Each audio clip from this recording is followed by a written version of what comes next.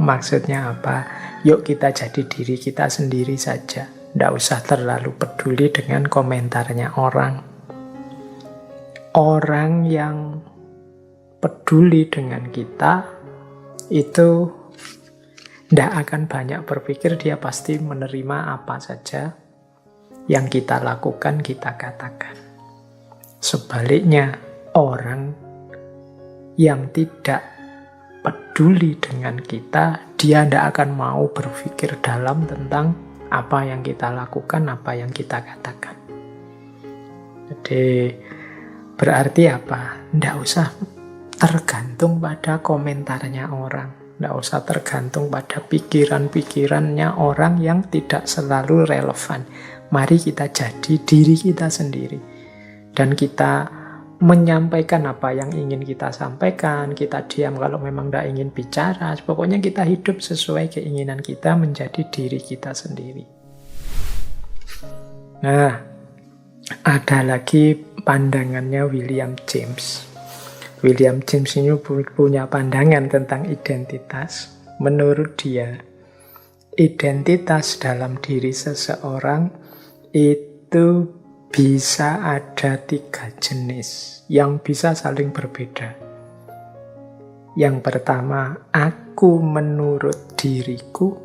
Yang kedua, aku menurut orang lain. Dan yang ketiga, aku yang sebenarnya. Ini beda-beda. Pemahamanku terhadap diriku mungkin beda dengan pemahaman orang lain tentang diriku.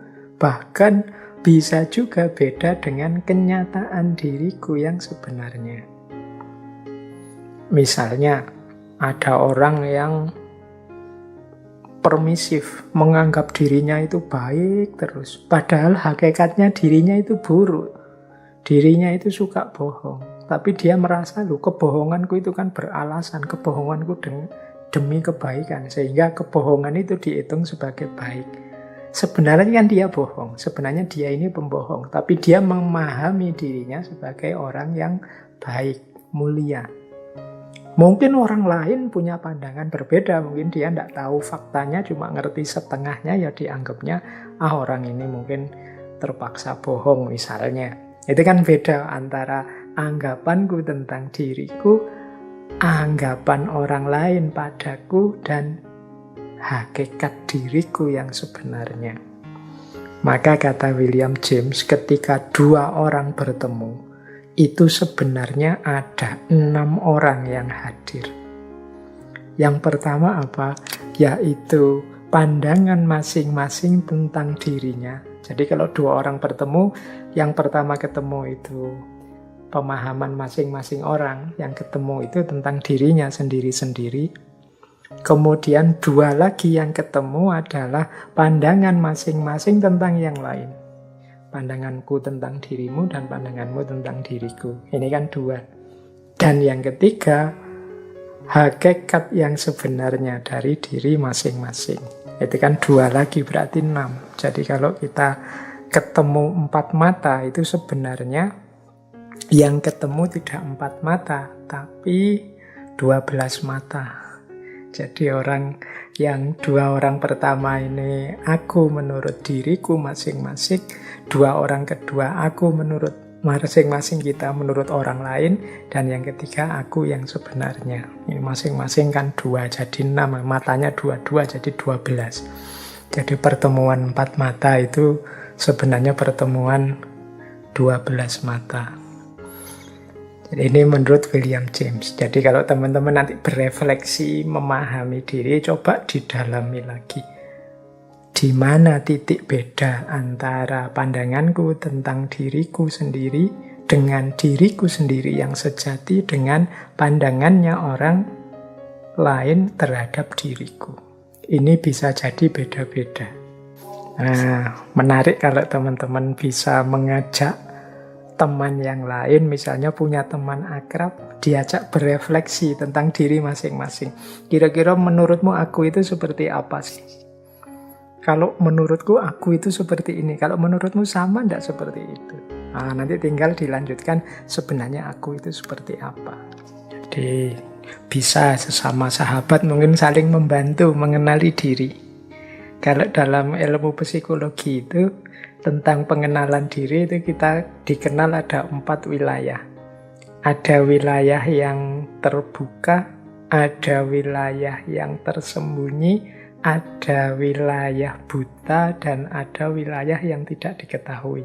Jadi ada wilayah open, ada wilayah blind, ada wilayah hidden, dan ada wilayah unknown. Wilayah open itu, wilayah yang terbuka itu sesuatu yang orang tahu, aku juga tahu. Misalnya, saya itu cerewet. Aku tahu aku itu cerewet. Orang lain juga tahu kalau kita itu cerewet misalnya. Nah, ini I know. Others juga know. Tapi ada wilayah yang hidden, tersembunyi. Wilayah tersembunyi itu yang aku tahu, tapi orang lain tidak tahu. Misalnya kita sendiri di kos. Aku tahu, aku itu kalau bangun tidur mesti kesiangan. Tapi karena aku di kos sendirian, tidak ada yang tahu. I know. Tapi others don't know. Ini namanya wilayah hidden. Ya nanti kalau kita ceritakan ke orang lain jadi tahu. Ada wilayah blind. Wilayah blind itu wilayah buta yang kita tidak melihat itu. Ini wilayah yang I don't know. Aku tidak tahu. Tapi others know. Orang lain tahu. Ini untuk hal-hal yang tidak kita sadari. Misalnya kita itu mudah tersinggung kalau pas lapar misalnya. Kita mungkin tidak perhatian dengan itu. Pokoknya tidak sadar saja. Kalau lapar kita tersinggungan misalnya. Nah, ini orang lain mendeteksi. Wah, anak ini kalau lapar mengerikan ini. Kita tidak tahu. Orang lain tahu. I don't know. Tapi others know. Itu namanya wilayah blind. Nanti ada wilayah unknown. Wilayah unknown itu orang lain tidak tahu. Aku juga tidak tahu. Ini perlu pendalaman untuk menggali. Yang mungkin perlu waktu juga untuk mengenali. Ternyata aku ini, bisa itu, punya kualitas ini. Itu wilayah unknown. Ini kita perlu kontemplasi, perlu refleksi lebih dalam. Boleh nanti kalau ada teman, ada sahabat saling menilai, kalau yang sudah punya pasangan mungkin bisa suami istri atau teman sakos yang di kamar itu saling mengenali diri. Jadi coba ditulis ya yang kamu ngerti tentang aku. Nanti aku nulis yang aku ngerti tentang kamu. Nanti saya juga nulis aku tentang aku, kamu nulis juga tentang dirimu. Nanti kita cross check sehingga kita bisa mengidentifikasi mana yang open, mana yang hidden, mana yang blind. Nah setelah itu monggo masing-masing melakukan muhasabah, refleksi, kontemplasi sendiri-sendiri untuk menggali siapa tahu ada wilayah yang unknown, yang tidak diketahui. Ini salah satu jalan kita untuk memahami diri, mengenali diri, membangun identitas. Baik, jadi itu isu yang lain dalam kita memahami diri, mengenali diri, membangun identitas diri. Kita lanjutkan.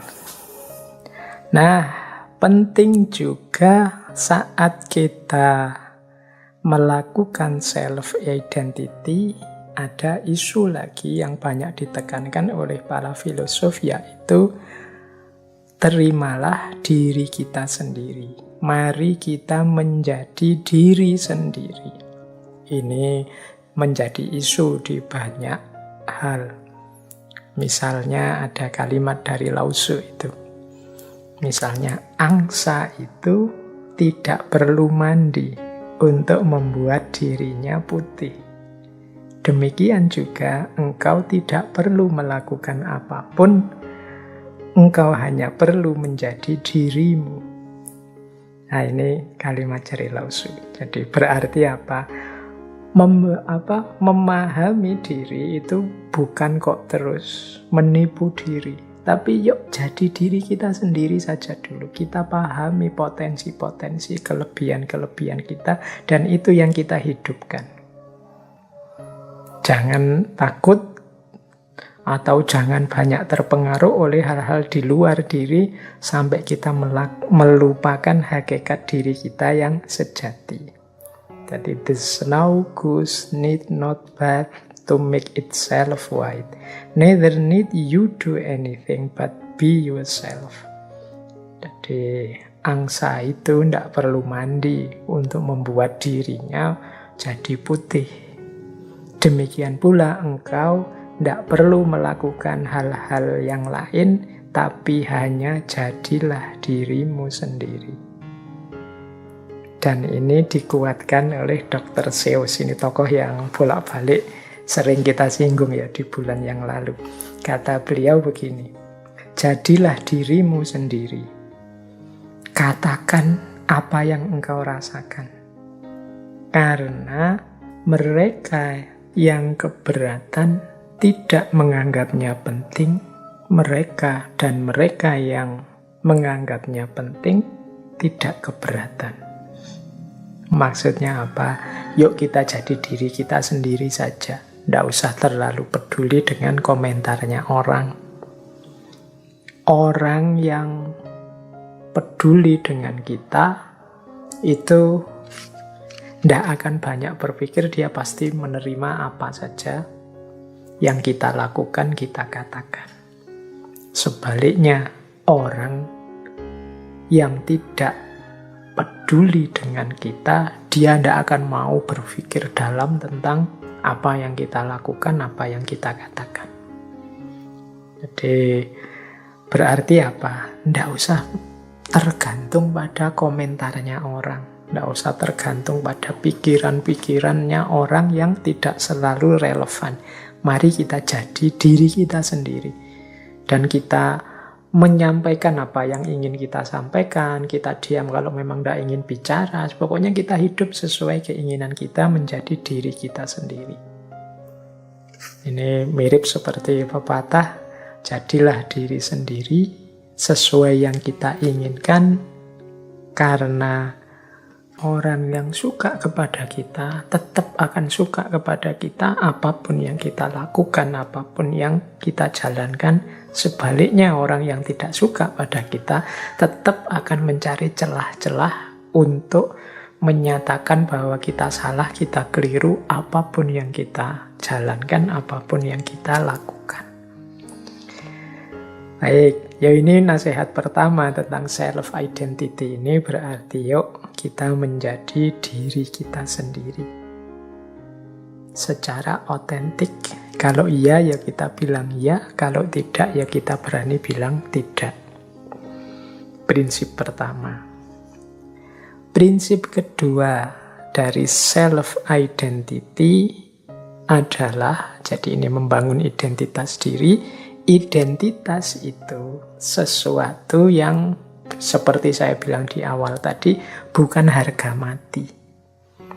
Tapi dia adalah sesuatu yang dibentuk, diupayakan. Jadi ini saya kutipkan satu quotes dari Josh Bernard Shaw. Dia bilang, life isn't about finding yourself. Life is about creating yourself.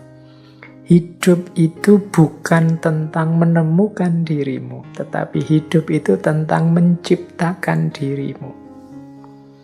Kita ini kan sering menghabiskan terlalu banyak waktu untuk siapa hakikat diriku, apa hakikat diriku, terus-menerus. Kata Josh Bernard Shaw, tidak begitu caranya. Caranya apa? Engkau ingin membentuk dirimu seperti apa? Itulah nanti yang akan jadi hakikat dirimu. Jangan dicari-cari, tapi apa? Ciptakan, buatlah. Kalau ingin jadi pahlawan, ya lakukan hal-hal kepahlawanan, ciptakan hal-hal kepahlawanan. Kalau ingin jadi manusia mulia, lakukan perbuatan-perbuatan mulia. Jadi life is about creating yourself, bukan finding yourself. Jadi kadang-kadang kita ini kan mungkin karena terlalu banyak teori yang dijejalkan, sehingga kita cari-cari diri kita, mencocokkan dengan teori-teori. Akhirnya kita capek menemukan diri kita. Saya itu tipe introvert atau extrovert ya. Saya itu tipe jenis orang yang begini apa yang begitu ya, melankolis apa ya. Itu kan sering banyak teori-teori itu, terus kita membaca diri kita. Tapi sebenarnya itu semua bukan harga mati. Jadi, saya introvert, Pak.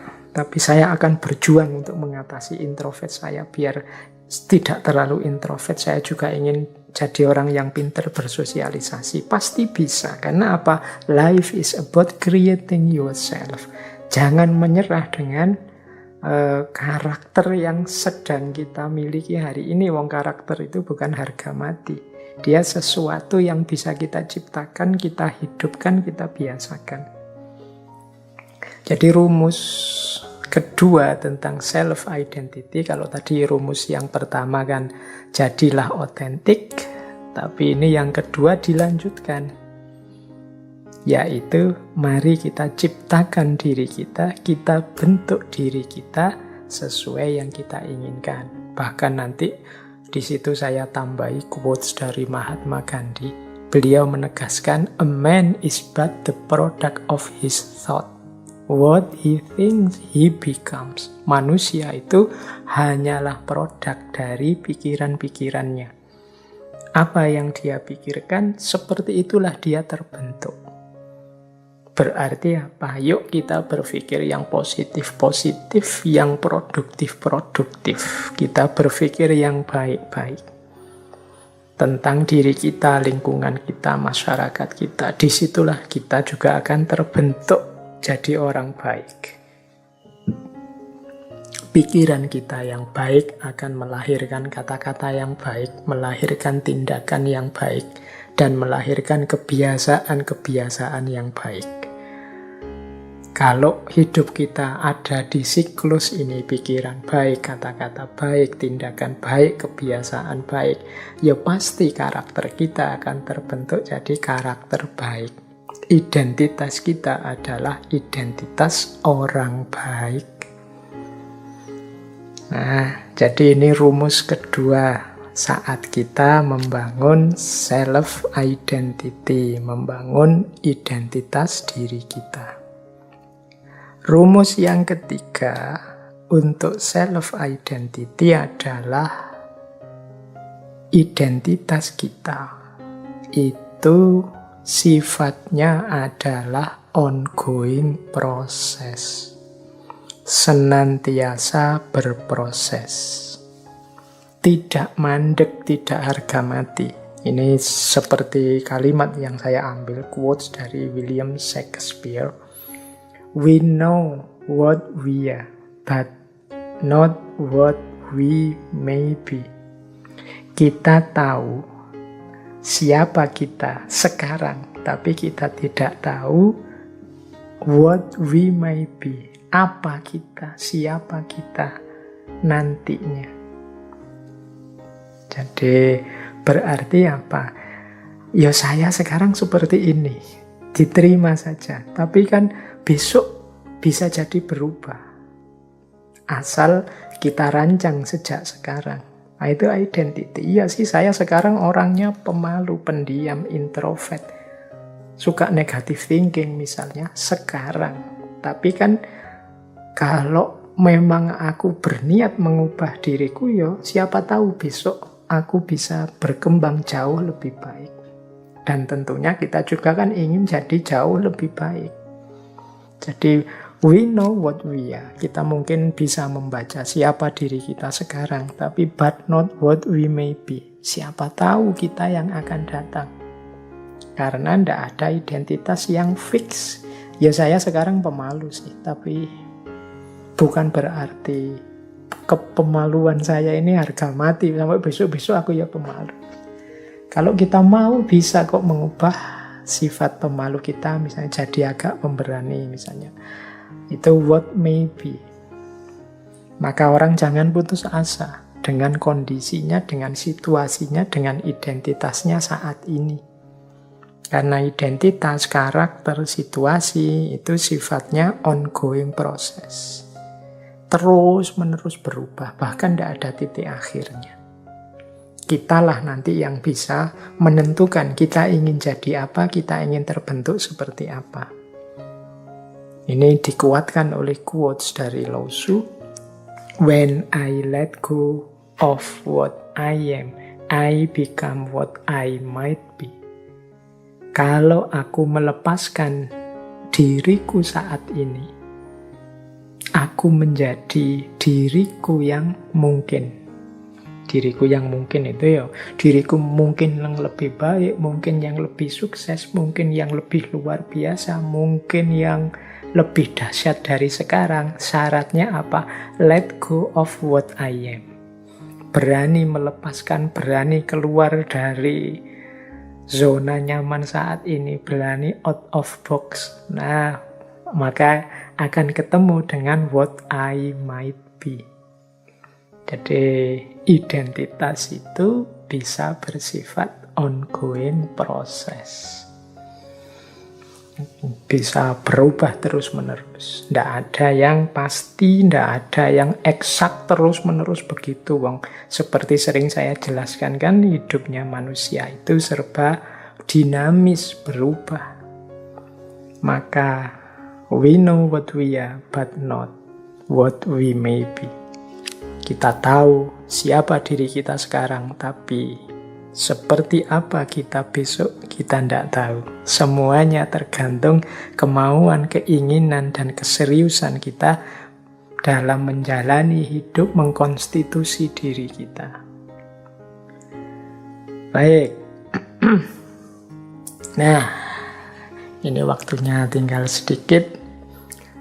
Ada quotes menarik dari Mahatma Gandhi lagi. Dia bilang begini, the best way to find yourself, the best way to find yourself is to lose yourself in the service of others. Cara terbaik untuk menemukan dirimu adalah dengan cara melenyapkan dirimu dalam melayani yang lain, dalam berbuat baik pada yang lain. Nah, ini quote terakhir dari Mahatma Gandhi. Ini mungkin kita pahami sebagai strategi alternatif ya. Mungkin kita kesulitan untuk membentuk diri kita. Ya sudahlah, ada jalan pintas, yaitu apa? Lakukan kebaikan untuk orang lain. Anggap saja dirimu hilang. Dirimu hilang itu kikis egoismu jauh-jauh, kikis egomu dalam-dalam, abdikan dirimu untuk yang lain. Ya paling tidak dengan melakukan itu akan terbentuk diri kita sebagai orang yang baik, orang yang tulus, orang yang bernilai penting di tengah masyarakat. Jadi kita kan sulit, Pak saya itu siapa ya Pak? Saya itu cirinya apa ya Pak? Kelebihan saya apa ya Pak? Kekurangan saya apa ya Pak? Kita kan sering begitu, terus capek membaca buku kiri kanan. Sudahlah, kalau tips dari Mahatma Gandhi, lakukan saja kebaikan-kebaikan semampumu. Mungkin awalnya agak memaksa diri, tapi lama-lama seperti itulah kalian akan terbentuk. Jadi apa? Jadi orang yang baik. Jadi orang yang melakukan banyak kebaikan untuk sesama. Otomatis di situ kita eksis, kita bernilai penting. Tadi kan kita merumuskan identitas macam-macam itu kan untuk menegaskan diri, menunjukkan kita ada, menampilkan betapa pentingnya diri kita, kan begitu. Nah, kata Gandhi, ya ada jalan terbaik untuk lebih cepat sampai ke sana, yaitu apa? Lose yourself in the service of others. Lakukan kebaikan sebanyak mungkin, semampumu untuk orang lain.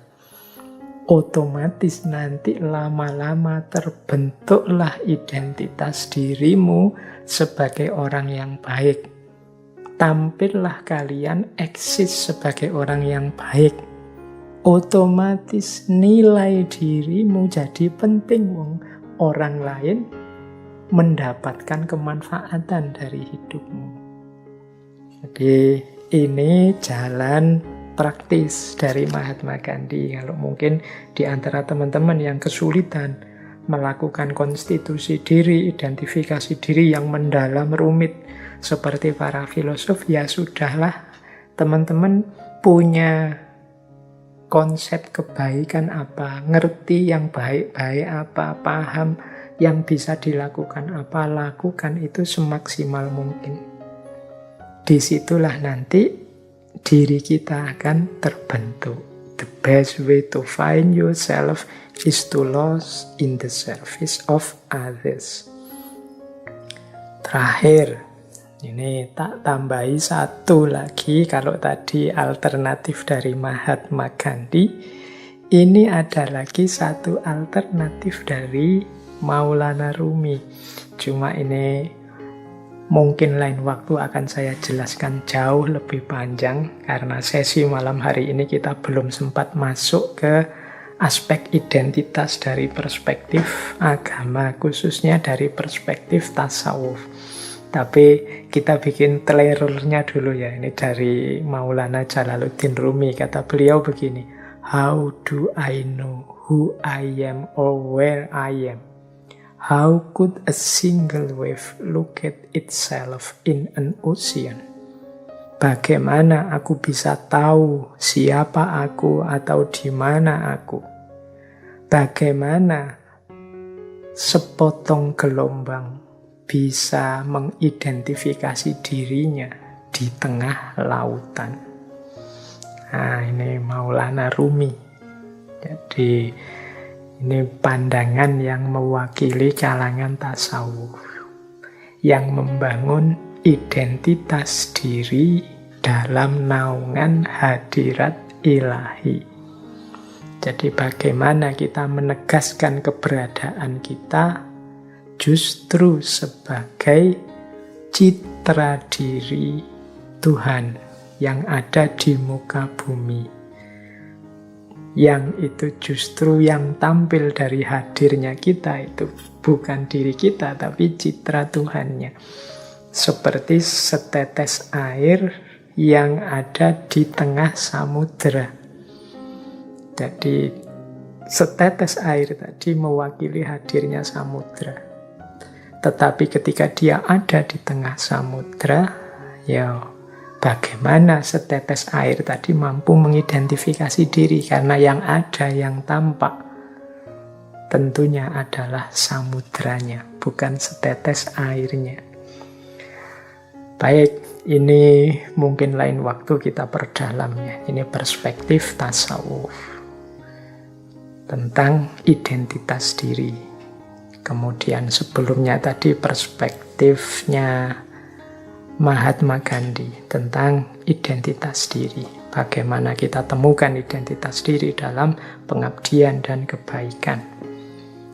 Selain banyak perspektif lain tadi ya kita obrolkan dalam waktu kurang lebih 2 jam. Saya kira itu ya teman-teman. Jadi ya semoga teman-teman tidak menunggu mana identitas diri saya, atau teman-teman menunggu saya sodori ini loh identitas yang kamu pakai dan lain sebagainya. Ya tentu saja kita tidak bisa seperti itu. Teman-teman, hari ini saya menyampaikan beberapa perspektif saja, beberapa alat saja, termasuk tadi ada cara-cara, tips, termasuk bagaimana bersama teman menggali identitas diri dan lain sebagainya. Untuk selanjutnya monggo dipraktekkan yang memang mungkin dan relevan.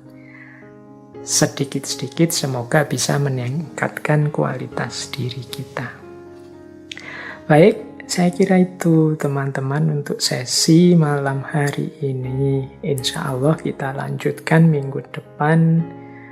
Mungkin juga masih belum terlalu jauh dengan pembahasan malam hari ini, yaitu tentang mimpi. Oke, saya akhiri sekian. Kurang lebihnya mohon maaf. Wallahul muwaffiq. Wallahu a'lam bishawab. Wassalamualaikum warahmatullahi wabarakatuh.